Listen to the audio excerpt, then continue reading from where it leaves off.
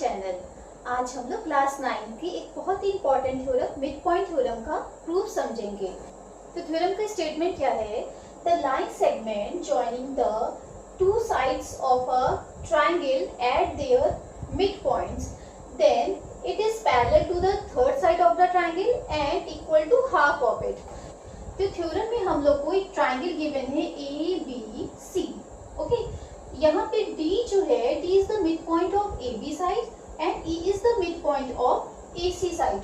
Okay, तो हम लोग को प्रूव कराना है that DE is parallel to BC and DE is half of BC।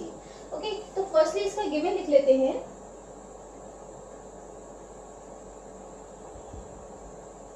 In triangle ABC, D and E are the midpoints of sides AB and AC respectively. Then क्या proof कराना है? To prove that DE is parallel to BC and DE is half of BC। Okay, तो यहाँ पे हम लोग को DE को BC के पैरेलल यहाँ पे शो करना है। उसके लिए हम लोग क्या करेंगे? देखिए, जब हम लोग को पैरेलल यहाँ पे प्रूफ करना है तो हम लोग कुछ ऐसा कंस्ट्रक्शन कर लें ताकि ये आसानी से पैरेलल प्रूफ हो जाए। उसके लिए क्या करेंगे?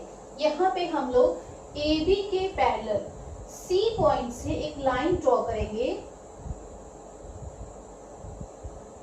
ये CF जो है हम लोग ने ड्रॉ करी है, जो कि पैरेलल है AB साइड के।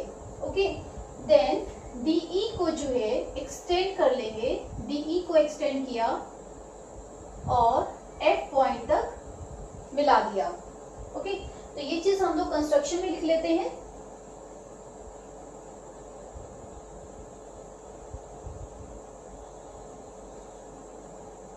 Draw CF parallel to AB and which meets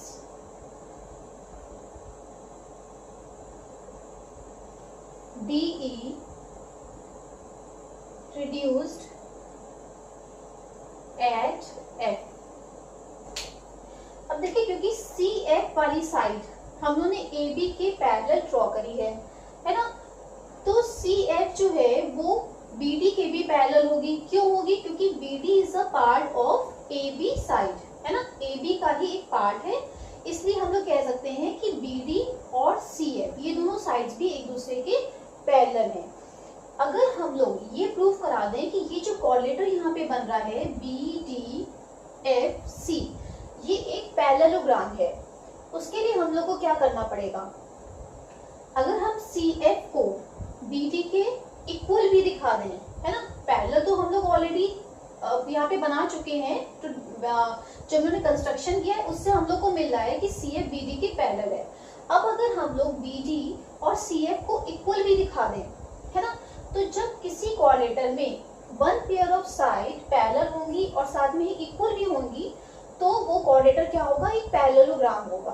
तो इसको प्रूफ कराने से क्या हो जाएगा कि हमें DE वाली साइड, क्योंकि DE जो है DF का एक पार्ट है, तो हम लोग को ये पैरेलल मिल जाएगा, पेयर मिल जाएगा, है ना।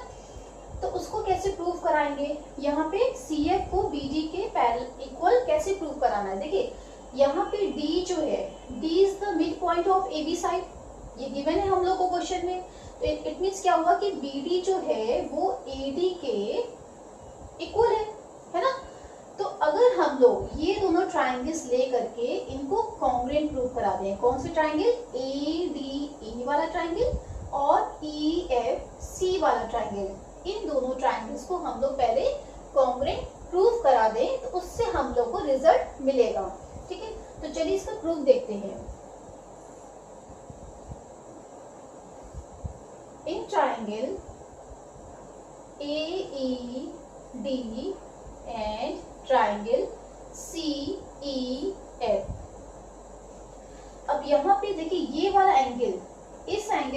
इक्वल है, वर्टिकली अपोजिट एंगल्स है ना। तो angle AED is equal to angle CEF, और यहाँ पे रीजन क्या हो गया, vertically opposite angles. Okay, second चीज हम लोग को क्या मिल रही है, देखिए AE और EC ये दोनों आपस में इक्वल हैं। क्यों कहा, क्योंकि ये हम लोग को थ्योरम में गिवन है कि यहाँ पे E जो है वो AC का मिड पॉइंट है। ओके, तो यहाँ पे लिख सकते हैं कि AE is equal to CE, और यहाँ पे हम लोग रीजन दे सकते हैं गिवन। अब एक थर्ड एंगल हम लोग को कौन सा मिल रहा है, देखिए हम लोग ने जो कंस्ट्रक्शन किया है उसके अकॉर्डिंग AB वाली जो लाइन है वो CF की क्या है, पैरेलल है ना, बाय कंस्ट्रक्शन। और AC जो है, AC ट्रांसवर्सल इनको कट कर रहा है। तो यहाँ पे जो एंगल्स फॉर्म हो रहे हैं ये एंगल जो है इस एंगल के इक्वल होगा, because these are alternate angles. Okay, इसलिए ये आपस में इक्वल होंगे।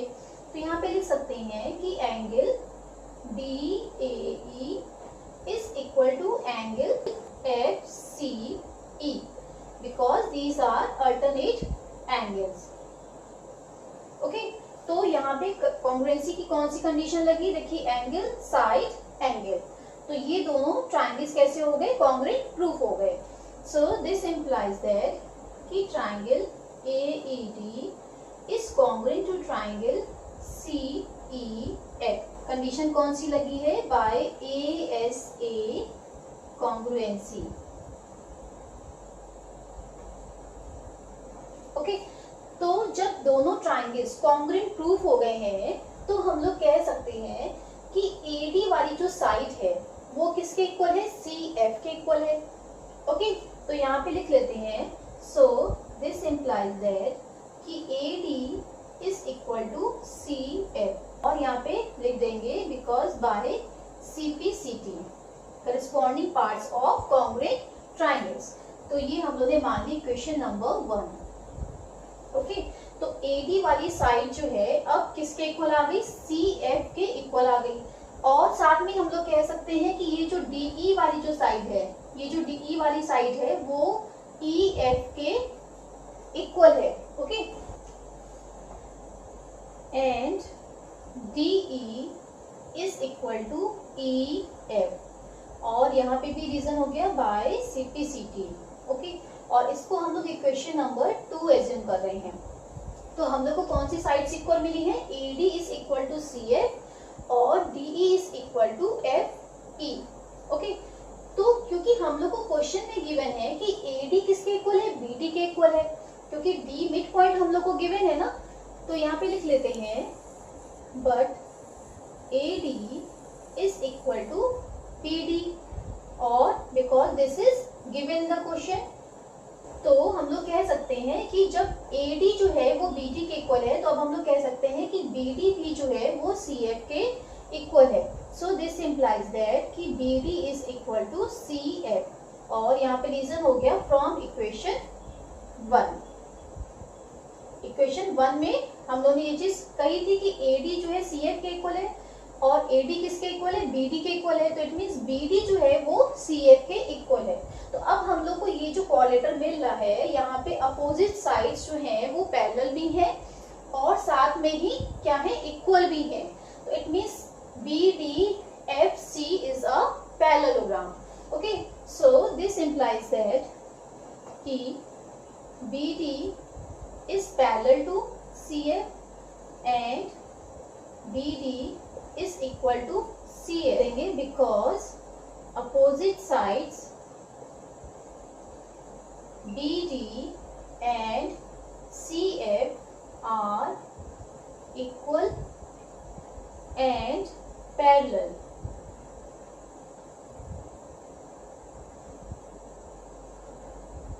Okay, so this implies that कि BDFC is a parallelogram। ठीक है, ये साइन किसका होता है, पैरेललोग्राम का। तो जब ये एक पैरेललोग्राम है तो इट मीन्स हम लोग कह सकते हैं कि DF is also parallel to BC, क्योंकि opposite sides of a parallelogram है। सो दिस इम्प्लाइज दैट कि DF is parallel to BC, है ना, because opposite sides of parallelogram, इसलिए आपस में पैरेलल है। तो जब DF जो है पैरेलल है तो हम लोग कह सकते हैं कि so DE is parallel to BC। क्यों कहा? Because DE is a part of DF। ठीक है, तो ये चीज तो हम लोग की प्रूफ हो गई कि DE जो है DE BC के पैरेलल है। अब हम लोग को प्रूव कराना है कि DE जो है वो BC की हाफ है। ओके, तो सेकेंड पार्ट के लिए हम लोग क्या करेंगे, बिकॉज देखिए DF जो साइड है वो इक्वल होगी BC के। क्यों कहा हम लोगों ने? क्योंकि opposite sides of the parallelograms हैं। तो यहाँ पे रीजन लिख देते हैं, because opposite sides of parallelogram, इसलिए दोनों आपस में इक्वल हैं। तो DF को हम लोग क्या लिख सकते हैं, DE plus EF।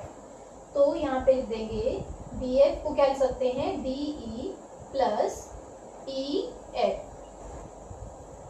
Is equal to BC। Okay, तो यहाँ पे देखिए DE जो है वो EF के इक्वल है फ्रॉम द इक्वेशन नंबर 2। हम लोगों ने बताया था कि DE जो है EF के इक्वल है। तो यहाँ पे हम लोग DE प्लस EF की जगह पे भी DE लिख सकते हैं इज इक्वल टू BC। और यहाँ पे हम लोग ने क्यों लिखा, फ्रॉम इक्वेशन 2। ओके, तो DE प्लस DE क्या हो गया, 2DE is equal to BC। Okay, तो यहाँ पे हम लोग लिख सकते हैं दिस इम्प्लाइज दैट कि DE इज इक्वल टू, ये 2 यहाँ पे मल्टीप्लाई में इधर जाएगा तो डिवाइड में हो जाएगा, यानी कि हाफ हो जाएगा, हाफ ऑफ BC। तो यही चीज हम लोग को प्रूव करनी थी, चीज प्रूफ हो गई। एंड यहाँ पे लिख देते हैं DE is parallel to BC। तो ये दोनों ही पार्ट्स प्रूफ हो गए, हेंस प्रूफ। आई होप ये थ्योरम आपको समझ में आई होगी।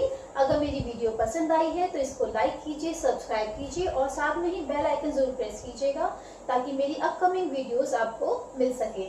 सी you in the next video, till then bye bye.